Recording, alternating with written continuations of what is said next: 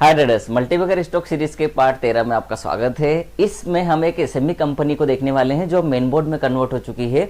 बहुत ही बढ़िया इसका परफॉर्मेंस है। आज मतलब 2018 से 2026 में कितने साल हुए होंगे, 2 साल वो 6 साल ये पकड़ लो ऑलमोस्ट, तो आपके 8 साल में पैसा 72x इतना पैसा इसने बना के दिया भाई। इतना बोनस देती है, ठीक है। अभी तक कोई स्प्लिट नहीं है, मतलब डिविडेंड एक तरीके का बोनस भी होता है, तो बढ़िया इन्होंने अभी तक बोनस दिया है।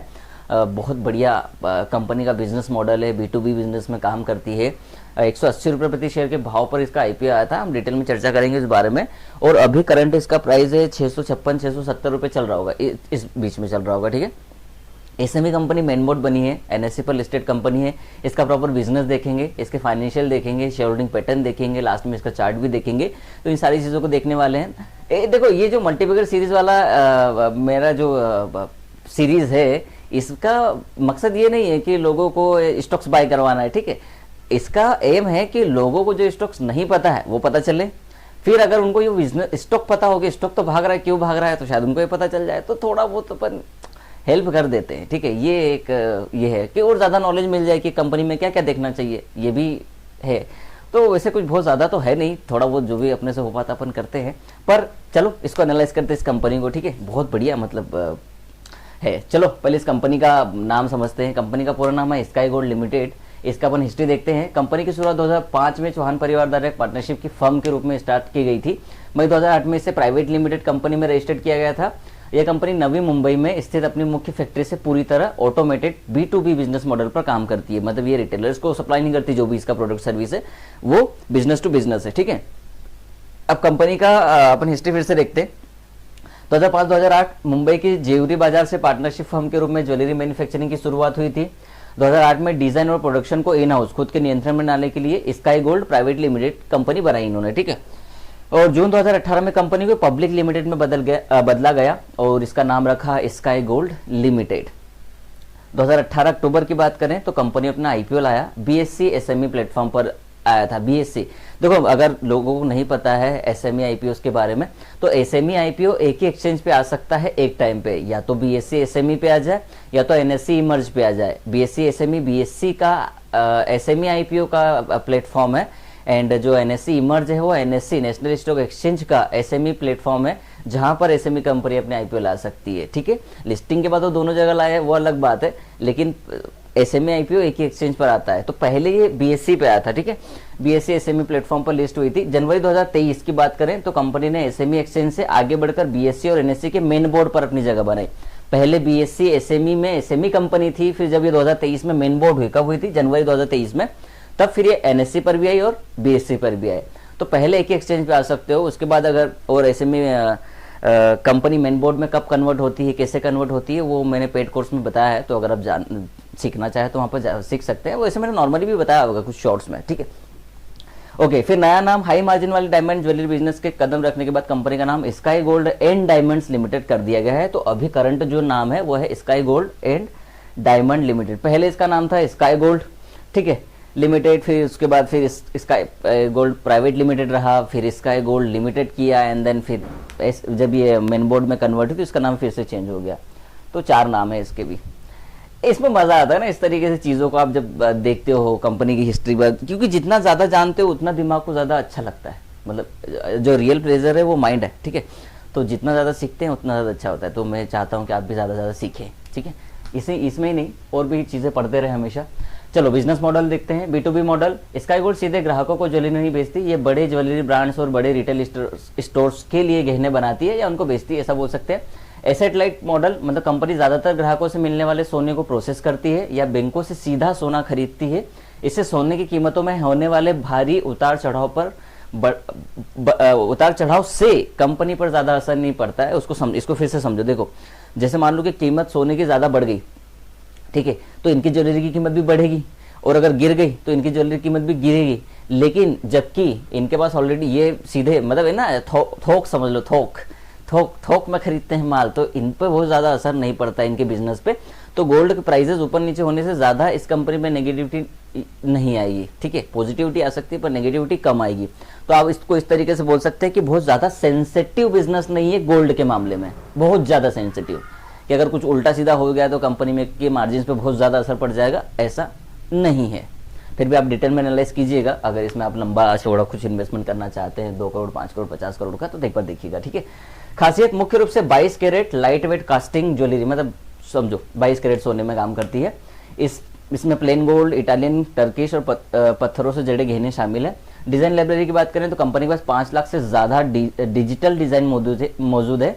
ये 3D प्रिंटिंग और आधुनिक यूरोपीय लिखा है, अच्छा यूरोपीय ले लो, मशीनों की मदद से बड़े ऑर्डर्स को बेहद कम समय में तैयार करते हैं। तो मशीनें हैं उनके पास भैया, ठीक है। मुख्य ग्राहक कौन कौन है ये जानना आपके लिए बहुत ज़्यादा ज़रूरी है। अगर रॉ मटेरियल माल ही नहीं मिलेगा तो ये देखो, एक है कल्याण ज्वेलर्स, बहुत बड़ी कंपनी है, ठीक है। मालाबार गोल्ड एंड डायमंड्स, बड़ी कंपनी है। जोया लुकास, इसके बारे में आपको पढ़ना चाहिए, जोया लुकास के बारे में। और सेनको गोल्ड तो आप सब जानते हैं। तो ये इसके क्लाइंट है सर, इनको ये गोल्ड की ज्वेलरी बना के देते हैं, तब ये लोग आपको दे रहे हैं। समझ रहे हो कि पैसा कहाँ है, इधर है, उधर, ठीक है। समझ गए समझने वाले, ठीक है। अब वापस आ जाओ। ओके, आईपीओ की बात करते हैं। 18 सितंबर से 21 सितंबर इनका पीरियड था आईपीओ का, ठीक है। 18 से 21 3 दिन हो गए, 18, 19, 20, 21 4 दिन हो गए, ठीक है। आईपीओ साइज था 25.56 करोड़ का। देखो एसएमई कंपनी थी, छोटी कंपनी थी, तो 25-25.5 करोड़ का आया था। और टोटल फ्रेश इशू था, इसमें किसी प्रमोटर ने शेयर नहीं बेचे थे, मतलब ऑफर फॉर सेल नहीं था।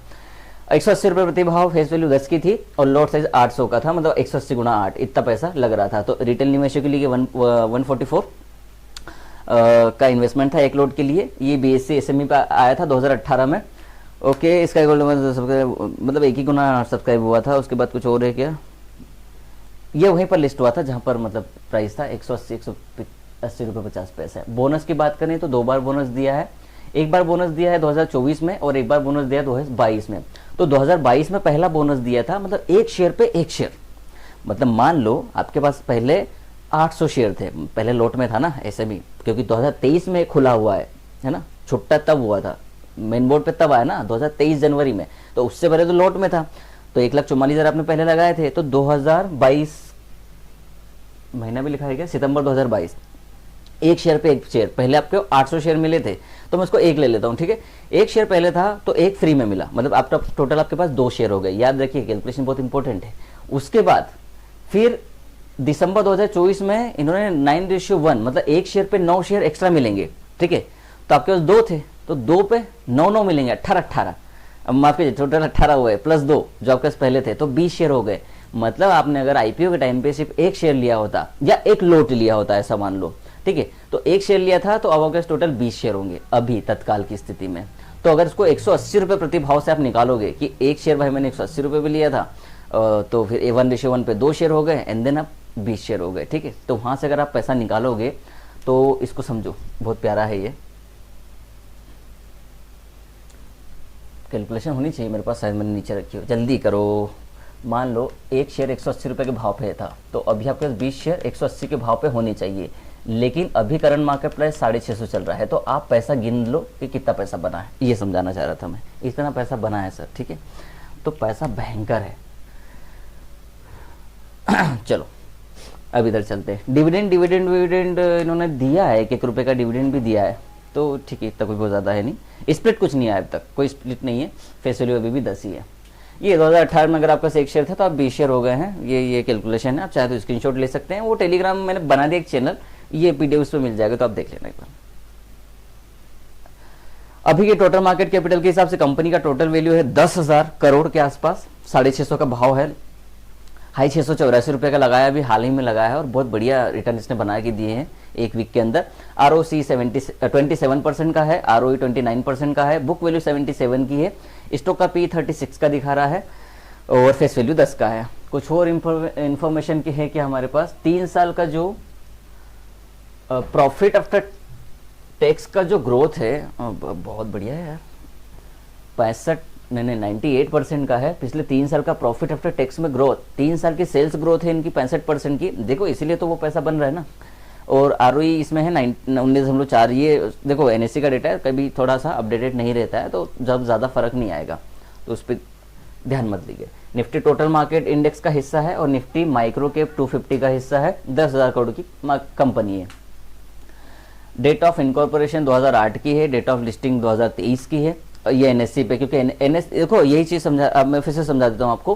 कंपनी पहले बीएससी पे आई थी, एनएससी पर तो 2023 में मेन बोर्ड में, तो एनएससी पे इसका डेटा 2023 का ही दिखाएगा। तो समटाइम्स या मैक्सिमम टाइम लोग परेशान होते हैं कि सर चार्ट पे तो 2018 का दिखा रहा है ना, एंड जब मैं एक्सचेंज पे डेटा निकालने गया तो 2023 का डेटा आ रहा है, तो मैं कैसे समझूं। इसी की बात नहीं, किसी भी स्टॉक की।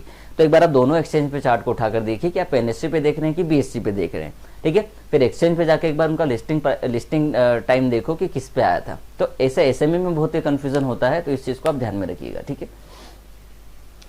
अच्छी चीज़ क्या है कंपनी की, company is expected to give good quarter, मतलब कंपनी को लग रहा है कि अच्छे रिजल्ट्स अभी आ सकते हैं। Company has a good return on equity, 3 साल का जो रिटर्न ऑन इक्विटी है स्क्रीनर के हिसाब से 27.5% है, जो कि बहुत अच्छा है। एनएससी पर 19.5 था, जो कि गलत था, ठीक है। Stock is trading at 8.39 times in book value. देखो ये बुक वैल्यू से बहुत ज़्यादा 8 गुना चल रहा है, बहुत ज़्यादा नहीं होता, 8 गुना बहुत ज़्यादा नहीं होता, लोग 50-50 गुना पे चलते हैं, ठीक है। तो मेरे हिसाब से अगर कंपनी अच्छा रिटर्न दे रही है तो उस हिसाब से उसका बीवी मतलब बुक वैल्यू और पी दोनों महंगा ही मिलता है, पर उसको एक बार आपको एनालाइज करना पड़ेगा फंडामेंटली, ठीक है। किसी कंपनी के इसमें हो सकता है tough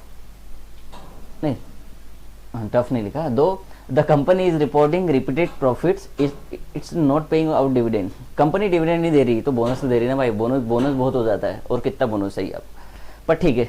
promoter holding has decreased over last 3 years, 21.8% promoter ने अपनी होल्डिंग घटाई है, बिल्कुल घटाई है, कोई बात नहीं। इसके पीयर्स में है टाइटन, कल्याण ज्वेलर्स और हंगामा ज्वेलर्स। हंगामा ज्वेलर्स हमने लास्ट एनालाइज किया था, तब वो शायद 5,000 या 4,500 पे चल रहा था।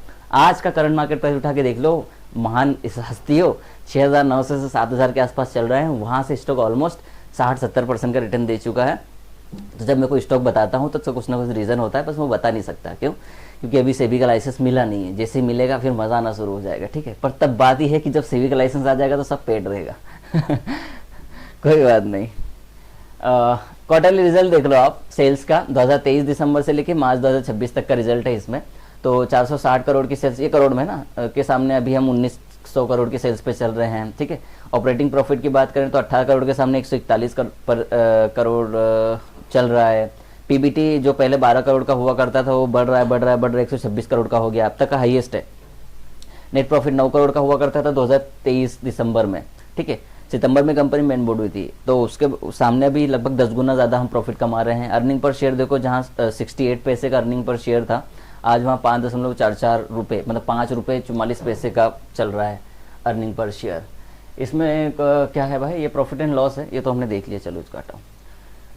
ये भी बढ़िया, 3 साल का जो स्टॉक प्राइस का CAGR 185% है, जो कि सही है। प्रॉफिट ग्रोथ 145% की, which is good, and return equity 27% का है, तो भी उधर। इसके टोटल नंबर ऑफ शेयर अगर आपको देखने हैं, टोटल नंबर ऑफ शेयर मैं बता देता हूँ पहले, टोटल कितने नहीं है कि इसमें स्लाइड ही नहीं है, टोटल इनको जोड़ लेना। प्रमोटर के पास 51.74%, मतलब अराउंड 52% शेयर है, जो कि 8,31,31,294 शेयर है। पब्लिक के पास 48.26% है, जो कि 7,47,00,000, मतलब 8-7-15 और 48-49 लाख, मतलब 15,49 लाख के आसपास शेयर है, मतलब 15.5 करोड़ मान लो, अब इतने शेयर है कंपनी के पास, ठीक है। ओके, और अब यहाँ पर प्रमोटर्स की बात करें तो देखो 2024 सितंबर में 62% थे शेयर होल्डिंग, जो कि अभी 51% रह गई है, जहाँ पर 10% का ऑलमोस्ट आया है डिक्लाइन। लेकिन ये शेयर गए कहाँ है, जा कहाँ रहे हैं शेयर, ये देखो। जो FIS के पास पहले से 0.25% शेयर था, है ना, अभी वो बढ़ के हो गया है 2.79%। और देखो Q1Q या साल दर साल भी देखोगे तो बढ़ ही रहा है। उससे इंपॉर्टेंट बात DIS के पास, जहां पर पहले दिसंबर में कुछ भी, सितंबर 2024 में कुछ भी नहीं था, ठीक है, उन्होंने दिसंबर 2024 में 6% 6.5% का शेयर होल्डिंग उठाया, अब 14% है उनके पास। ये कहाँ जा रहा है शेयर, ठीक है। तो जो ये गया है, ये 62 से जो 51 हुआ है, या मतलब 10% का जो डिक्लाइन आया है, उसमें से भैया लगभग 2.5% शेयर इधर तो गए, 7.5% 8.5% शेयर बचे, अभी 2.5% गए तो 7.5% बचे, ठीक है। 7.5 में से 14% तो इधर आ गए। तो प्रमोटर बेच रहे हैं लेकिन खरीद रहे हैं FIS और DIS। पब्लिक शेयर होल्डिंग देखो ना, पब्लिक के पास जहाँ 37 थे अब 31 ही थे, 31 ही है। तो ये डिफरेंस होता है। शेयर होल्डिंग पैटर्न देखने का भी बहुत एक तरीका होता है, वो आपको आना चाहिए सर जी, कि कहाँ जा रहा है, कैसे जा रहा है। कोई बात नहीं, चलो आगे बढ़ते हैं। अब चार्ट पर आ जाते हैं, वो हम बिल्कुल लास्ट में आ गए। ओके जी जी जी, ये 6 महीने, ये मंथली चार्ट है, मंथ ऑन मंथ, क्योंकि एनएससी से लिया है इसलिए 2023 से दिखा रहा है। बीएससी से लेता तो आपको 2018 से चार्ट दिखाता। ये देखो month on month, month on month, हाँ देखो डिक्लाइन आती है, डिक्लाइन आती है, डिक्लाइन आती है। और ये सबसे अच्छी बात है कि शेयर में डिक्लाइन है, वर्टिकल चलता है तो फिर कैसा होता है। आपने वर्टिकल वाले शेयर देखे होंगे, वर्टिकल में कौन सा शेयर चला है, वैसे तो बहुत सारे शेयर है, लेकिन साइन एग्रो का शेयर है, वर्टिकल चला एंड देन अब कुछ भी नहीं बचा उस, मतलब ऑलमोस्ट कुछ नहीं बचा है, ठीक है। मतलब 50% 60% गिर गया वहाँ से, 16-32 ज़्यादा गिरा है। उसके बाद आपको अगर वो स्टॉक याद हो यार, ट्रांसफार्मर की कंपनी थी, वो 2 कंपनी एक ही नाम से, वो लगातार बढ़ रही थी और गिर गई। बहुत सारी कंपनीज हैं ऐसी, वर्टिकल चलती है। अभी एक कंपनी है यार, डेटा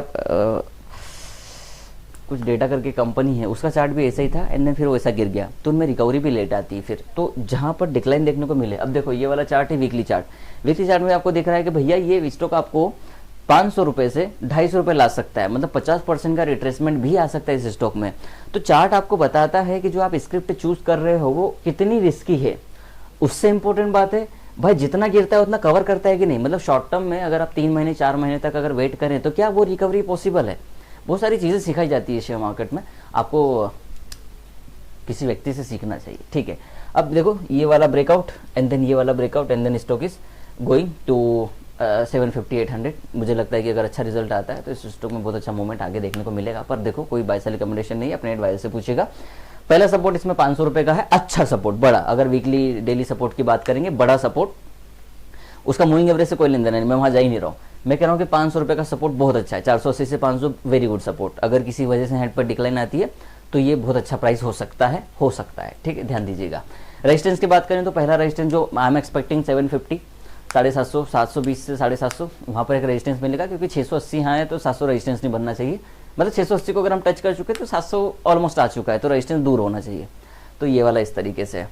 अब देखो ये भी वीकली चार्ट है, इसको जूम कर लिया था मैंने एंड देन ये डेली चार्ट है। तो बस देखो मैं यहाँ पर नहीं डरूंगा, क्योंकि देखो ऐसा ही होता आ रहा है। तो मैं बहुत ज़्यादा अगर चार्ट एनालिसिस करने की बात करें तो डरूंगा नहीं कि यहाँ से कुछ बहुत बड़ा डिक्लाइन आ सकता है। अगर आता भी है तो मैं उस चीज़ के लिए तैयार हूँ। तो अगर आप तैयार हैं तो फिर कोई प्रॉब्लम नहीं होगी।